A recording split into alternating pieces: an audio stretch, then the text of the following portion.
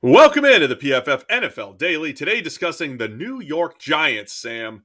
Yeah, they got two top 10 potential picks in the NFL draft, but the question here is, what does the future look like for the New York Giants? And now the reports are coming out that it's going to be Joe Judge and Daniel Jones, at least a part of the future for one more year. So a team that, look, they've got some roster issues, and, I don't think Daniel Jones was a lock to be the guy next year, but it sounds like the Giants are going to roll with Daniel Jones and Joe Judge for at least one more year. What are your thoughts?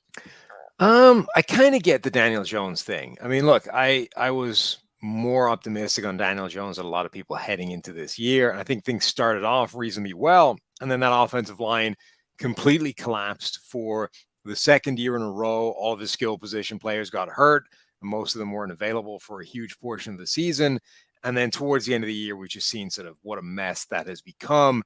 And obviously, it hasn't just been Daniel Jones. Like, he got injured and he's been shut down for the year. But Mike Glennon looked like a disaster in that situation.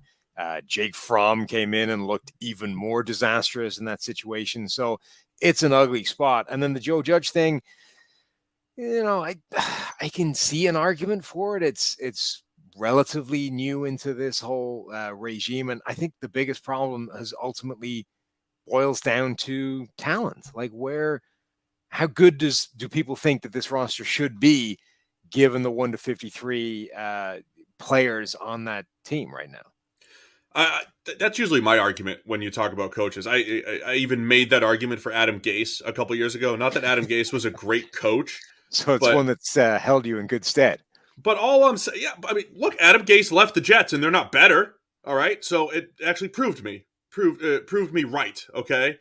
Adam Gase may not have been a good coach, but at the end of the day, what were the expectations there? I thought it's always Jets coaches I'm making this example of, but Todd Bowles with the Jets, same thing. Like, they had one good year and then the roster fell apart. Like, what were the expectations when Todd Bowles was the head coach of the Jets? So I think that's fair to a point with Joe Judge. And then the other way of judging the coaches, is, okay, did they at least get more out of the roster than what was given? And I don't think you could say that about Joe Judge, but I also don't think you could say, hey, here's a guy should have been winning 9 or 10 games and he's left him with 4, right? I mean, it's not that bad just yet. So that part's tricky. You look like you have something to say. So I'll let you go and then we'll talk to Daniel Jones. Well, the only point I would make about Joe Judge is that I don't think I would fight it if the decision was the other way around, right? If they had decided that we're going to move in a different direction from Joe Judge. We haven't seen enough so far. We haven't got enough pieces of evidence that say this is moving in the right direction, or that he is overachieved relative to the talent. And, there was a report that he arranged some kind of team-wide whip round to give the kind of menial staff, whatever it was, the people that work in the kitchens, or I'm not sure exactly who it was, but some sort of lower level staff in the Giants, he'd arranged and he'd collected like $300,000 worth of Christmas bonuses for those guys. And there's probably something to the idea that that kind of thing matters to some degree or other in terms of just overall running of an organization, but it obviously pales in comparison to what goes on the field. So if the reports had been, the Giants are moving in a different direction, Dave Gettleman is going to be gone, Joe Judge is going to be gone, and they're going to keep Daniel Jones, if only because there aren't any other like clear alternative options, I wouldn't have hated that either. I would have said there's plenty of evidence that says that that's not the wrong decision either. But I think ultimately with Joe Judge, the point is kind of similar to the Daniel Jones thing, which is we just haven't necessarily seen him given the opportunity to show one way or the other. Yeah, and look, I think when it comes down to the Giants' future, there were reports a few weeks back that Dave Gettleman's also not going to be returning, though all of the way that the Giants operate essentially is that they get one of theirs, someone who's been a Giant or has been a Giant for life, or someone from within. So my general take on that is the GM and the coach have to be in lockstep. And I think if you're going to start over at the general manager position, I think you need a GM who wants his coach. And to me, that's the only risk with saying, hey, we're going to bring in a new general manager and here's Joe Judge, your head coach. The other part, though, if you're in a complete overhaul and rebuild of the roster, it doesn't hurt to, in 1 year, maybe have Joe Judge, if he's not going to be there the year after that, Let's talk about Daniel Jones here as well in just a second, because the NFL season's winding down. The playoffs will be here before you know it. And at DraftKings Sportsbook, an official sports betting partner of the NFL, the offers are getting even more amazing. New customers can bet just $5 on any NFL team to win their game. And if they do, you win $200 in free bets. Don't miss out on this action. If Sportsbook isn't yet available in your state, you can still be a part of the NFL action. Everyone can play for huge cash prizes with DraftKings daily fantasy football contests. DraftKings is giving all new customers a free shot at millions of dollars in total prizes with their first deposit. So download the DraftKings Sportsbook app now. Use promo code PFF. Bet just $5 on any NFL team, and you win $200 in free bets if they're victorious. It's promo code PFF this week at DraftKings Sportsbook, an official sports betting partner of the NFL. Must be 21 or older. New Jersey, Indiana, and Pennsylvania only. New customers only. Minimum $5 deposit, $1 wager required. One per customer. Restrictions apply. See DraftKings.com/sportsbook for details. Gambling problem? Call 1-800-GAMBLER. You seem like you've become a Daniel Jones apologist through the years. His grade went up in year 2, and the situation wasn't great. And this year, you expected an 85 grade. I think it was an 85 grade, 80, an 80 grade. You're not getting it, so you owe me lunch. Yeah. But the offensive line has absolutely been a disaster, and the playmakers that he had on paper have all been hurt in and out of the lineup. So I get it. My only issue with Daniel Jones is I haven't changed my take in 3 years. Look, I've been wrong about quarterbacks. Right in, for better and for worse. For Daniel Jones, I feel like I'm right on. Give him the pristine situation, he could be a pretty good starter. The problem is I think there's a lot of those guys around the league. So giving him one more year, yeah, it could be harmless, but the Giants should still be looking. It's time to still flirt, especially if they have 2 top 10 picks. Yeah, I think that's fair. Like, I'm not saying you should be wedded to Daniel Jones and that he's your quarterback come hell or high water. If something presents itself as an opportunity to get better at that position, then absolutely Daniel Jones isn't good enough from preventing you doing that. Like if all of a sudden, Aaron Rodgers decides that the only place he wants to play is the Big Apple, New York. I'm done with this backwater of Green Bay. I want the big city lights or nothing.